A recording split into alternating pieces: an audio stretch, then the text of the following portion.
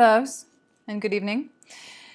Tonight, I wanted to share something kind of fun with you. So one of the things that has come up multiple times, well, actually it comes up all the time, in questions and in conversation with women is this question of how can I express my needs, my fantasies, my wishes to my partner, to have more intimacy, to have more conscious lovemaking, to meet me in all of these things that I desire, that I wish were expressed in our partnership.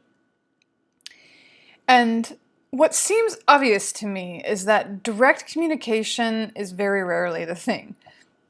I mean, it sounds funny to say that because I think honest communication is huge, but what I'm aware of is that in intimate sexual relationships, people are really sensitive, and the danger is that you'll ask for what you want, and then the way that it's going to be given to you is then going to feel stilted and kind of weird, or you'll ask for what you want, or maybe your version of it is, I would like to have more conscious lovemaking, and of course somehow that shuts down your partner. I mean, it just can get really messy.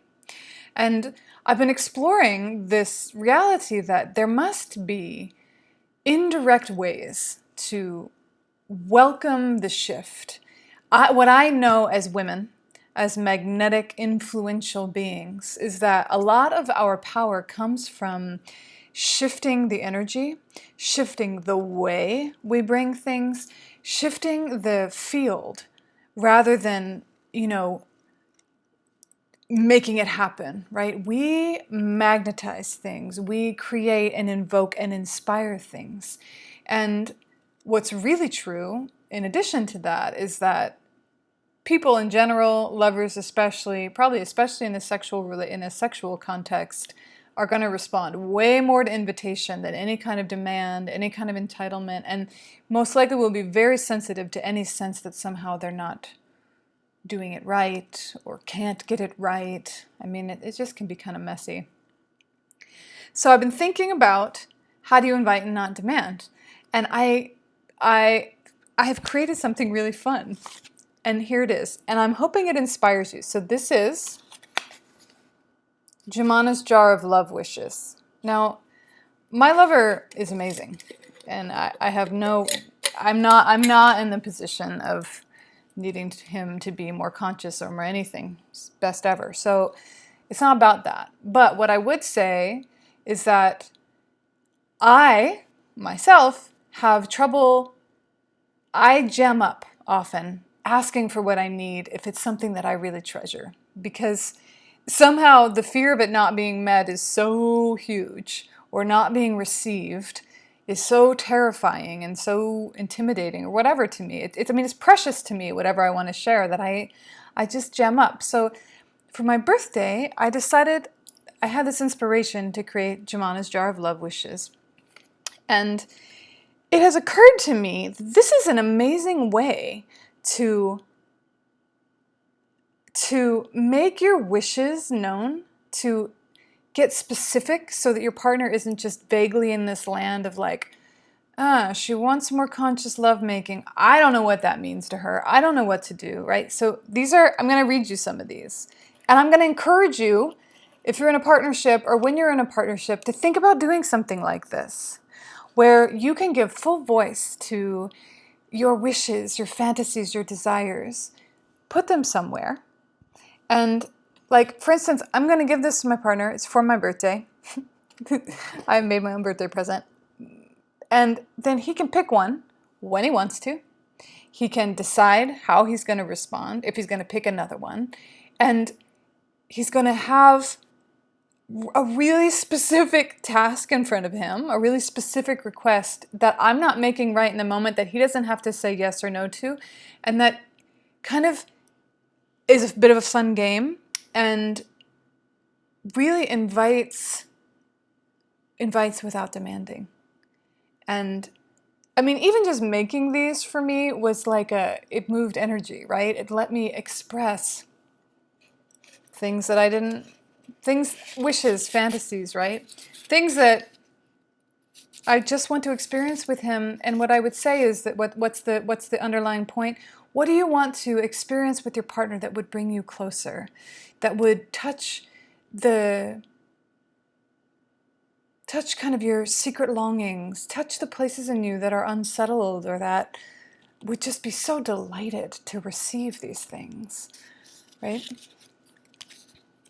So what's one here?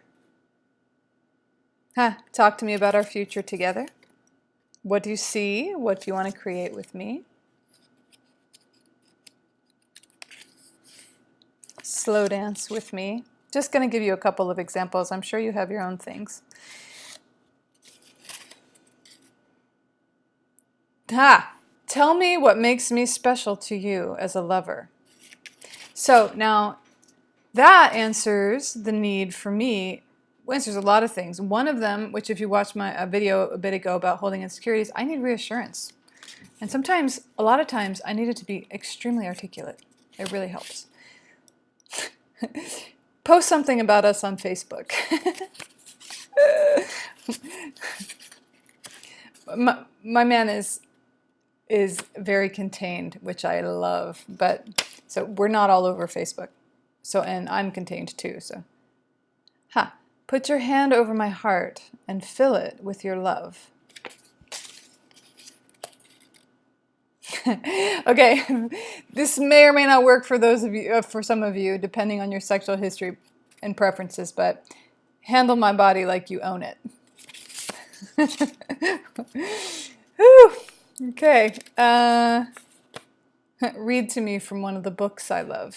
So, as you can see, there's a wide spectrum there, and why I'm so excited about this and why I'm sharing it with you is that I actually think that this, in all of its simplicity and fun, could be hugely transformative for your intimacies, because it does answer this question in this kind of genius way of how can you give full voice to what you're yearning for from your partner without them then feeling like either they're not enough or you're pulling on them at a time when they can't respond. One of the things I love about my partner is that I'm learning a lot about his needs compared to mine, and there is something kind of typically masculine, feminine about us, if you want to say that. But it's like one of the things that he needs is he needs a minute. You know, I cannot come to him with this overwhelming like need, desire, grab, desperation. It's just too much. He needs a minute to be like, okay, let me hear that. Okay, let me take it in. Let me respond. You know, I like to say that if you want a king in your life, then you better be ready for someone who demands some respect from you, right? And respecting your partner's time, space, their need, respecting that they need to bring your requests through their own being and meet them in a way that feels right to them. No matter how much they want to please you, they still have to get into alignment behind it. Let that happen. Anyway, maybe you want to make a jar, your jar of love wishes, and really notice that it's a full spectrum. You know, like none of my wishes required money. None of my wishes, some of them are sexual in nature. They speak to how, like, different fantasies or desires I have for how I want to experience him. But they are the full spectrum. You know, it's emotional intimacy. It's little fantasies that my teenage self has. It's my need to be claimed in public by my man. Sometimes need to have him say, this is my woman and I love her and this is what I see in her. You know, my need to be reassured. For me, that's a theme, right? Like I need reassurance. I need my partner to shore me up often so that I know I'm good, so that I know I've had too much dishonesty in my past. So I need that in order to keep opening. But to provide him with actual ways that would actually arrive for me is a huge gift to him, right? post something about us on Facebook, whatever, you know. Tell me how special I am to you as a lover. These things are, they would actually really speak to me. And what I think too about doing it this way is that it's like, look, there's something about even the way, I don't know if you've ever written a letter to someone rather than tried to have a conversation in person. If there's a sensitivity to asking for your needs to be met, if they're sacred needs and if they're tender to you, and to be able to write them, take your time, feel what they are, think about it, spend some days really sensing into what would delight you, what would pleasure you, what would make your heart relax, you know, and just writing them down and then putting them somewhere where they're going to be all invitations, right? All these just possible invitations.